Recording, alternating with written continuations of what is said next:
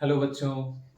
सो आज से हम लोग स्टैंडर्ड 10th के फिजिक्स का फर्स्ट चैप्टर स्टार्ट करने जा रहे हैं which is what which is light.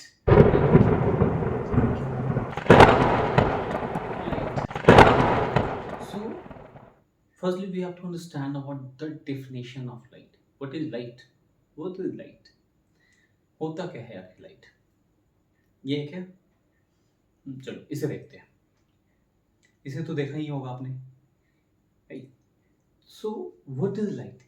Light is a form of energy which gives a sensation to see any object. What is light? Light is a form of energy which gives us sensation to see any object. Or light is a form of energy which enables us to see any object. Right?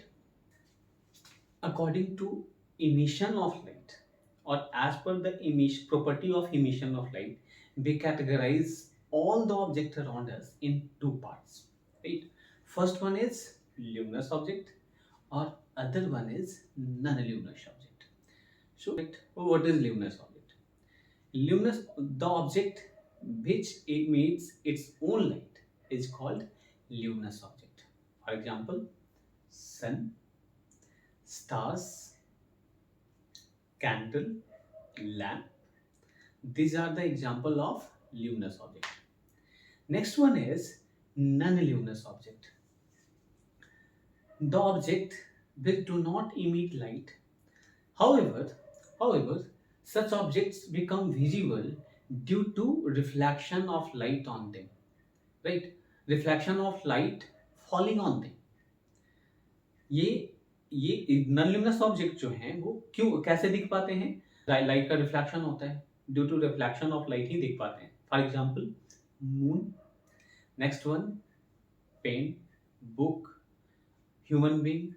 तो हम लोग जो भी ये इस तरह के object हैं non luminous object, because of reflection दिखता है. ये आगे इसके बारे में चर्चा हम लोग जब रिफ्लेक्शन क्लियर करेंगे तो आपको अच्छे से समझ में आएगा कि हम लोग कैसे दिख पाते हैं, है ना? ये ऑब्जेक्ट जिसके पास खुद का लाइट नहीं होता है ये कैसे दिख पाते हैं, या किसी ऑब्जेक्ट को हम लोग देख कैसे पाते हैं, राइट?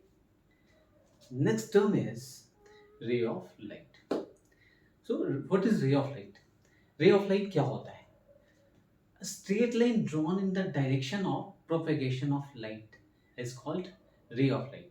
ये रे ऑफ लाइट जो होता है इमेजिनरी होता है, ये एक्चुअल लाइट में कहीं लाई नहीं करता है ना? ये हमने अपने स्टडी को सिंपल बनाने के लिए लाइट के डायरेक्शन के वे में, लाइट के डायरेक्शन को दिखाने के लिए एक रे ड्रॉ कर देते हैं, ज्योमेट्रिकली रिप्रेजेंट करते हैं.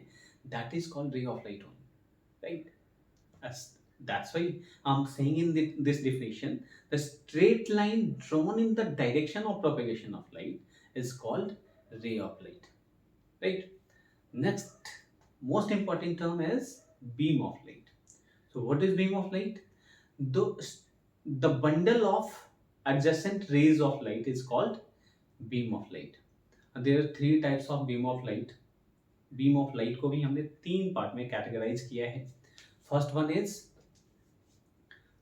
is parallel beam of light. Next one is convergent beam of light. और third is divergent beam of light.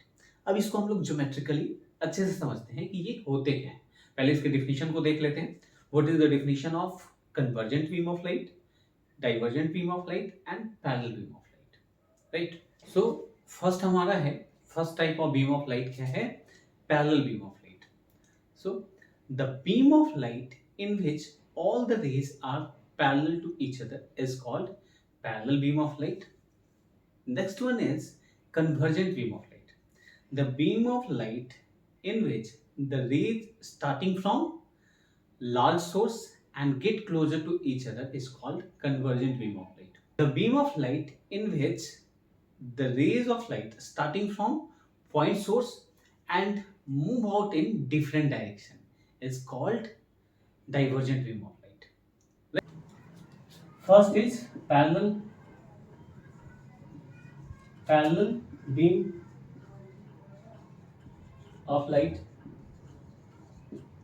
Parallel beam of light. ये पैरेलल बीम ऑफ लाइट क्या होगा?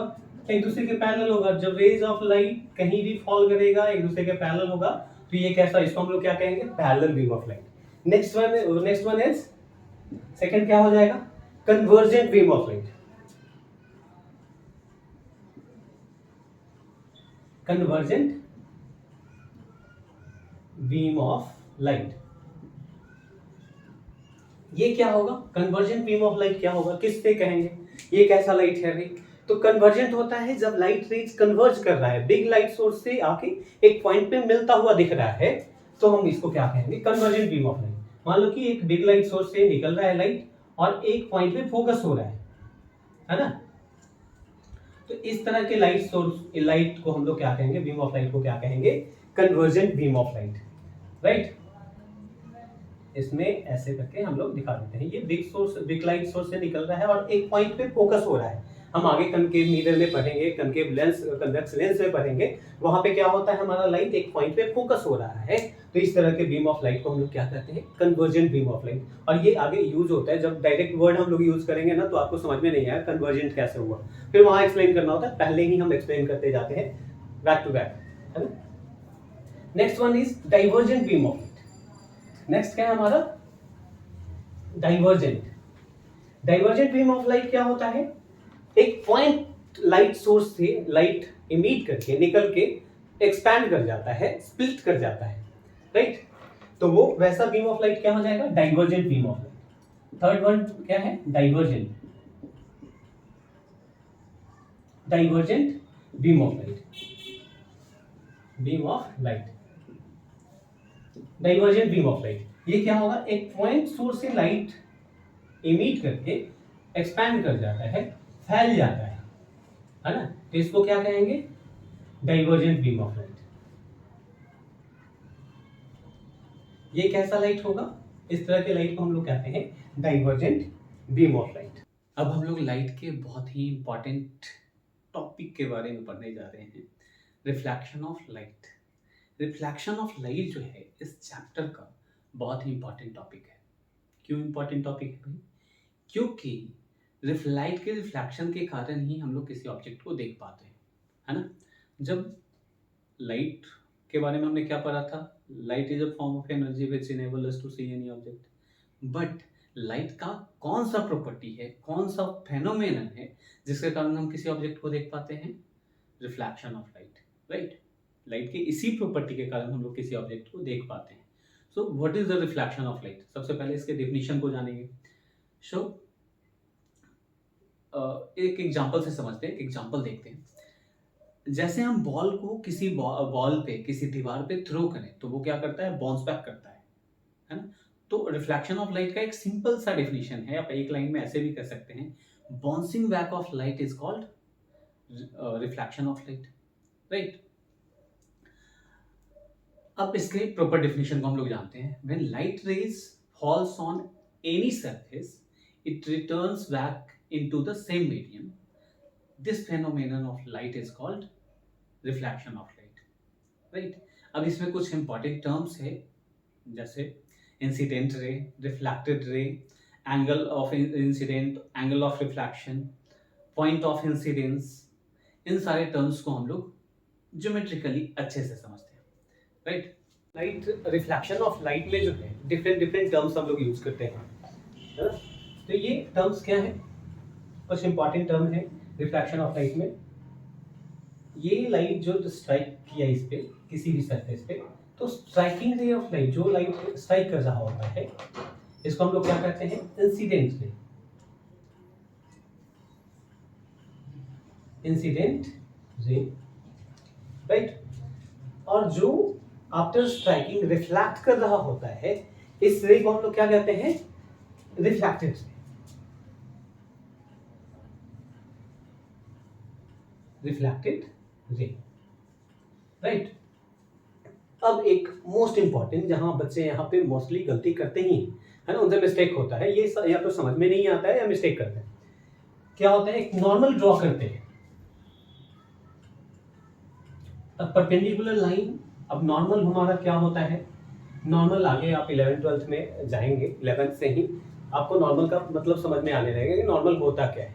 किसी भी सरफेस पे जो हम परपेंडिकुलर लाइन ड्रॉ करते हैं वो नॉर्मल होता है, उसको हम लोग नॉर्मल कहते हैं। अब यहाँ पे नॉर्मल अगर हम परपेंडिकुलर अगर हम बोले कि हम नॉर्मल यहाँ पे ड्रॉ कर देते हैं तो इस केस में तो ये वर्क ही नहीं करेगा, इस नॉर्मल का कोई मतलब ही नहीं है। हमने परपेंडिकुलर लाइन ड्रॉ यहाँ किया या इधर किया या कहीं और भी कर देते हैं तो इस नॉर्मल का तो कोई मतलब ही नहीं है, राइट।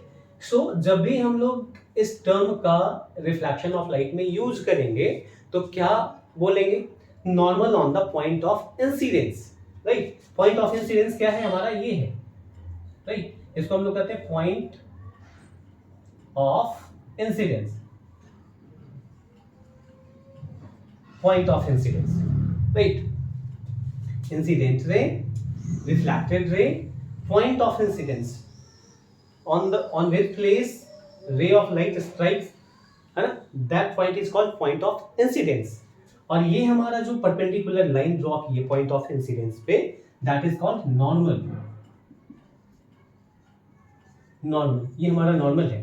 तो जब भी हम इस केस में इस चैप्टर में नॉर्मल यूज करेंगे तो normal on the point of incidence, ये लाइन हम पूरा बोलेंगे, राइट। तो आपको भी याद रहेगा कि नॉर्मल कहाँ पे यूज करना है, ओके। अब है हमारा, इसमें भी बच्चे कंफ्यूज होते हैं, angle of incidence and angle of reflection.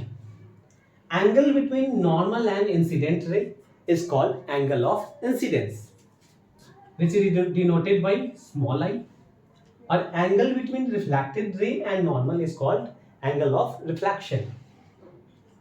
बच्चे अब इसमें मिस्टेक क्या करते हैं, इस एंगल को भी वो एंगल ऑफ रिफ्लेक्शन मान लेते हैं और इस एंगल को एंगल ऑफ इंसिडेंट कर देते हैं, जबकि ये कुछ नहीं होता है, इसका हमारा यूज है नहीं। एंगल फाइंड करने के लिए करेंगे, फिर ये बहुत सारा न्यूमेरिकल आता है यहाँ पे, हम उसमें इसका यूज करते हैं, राइट।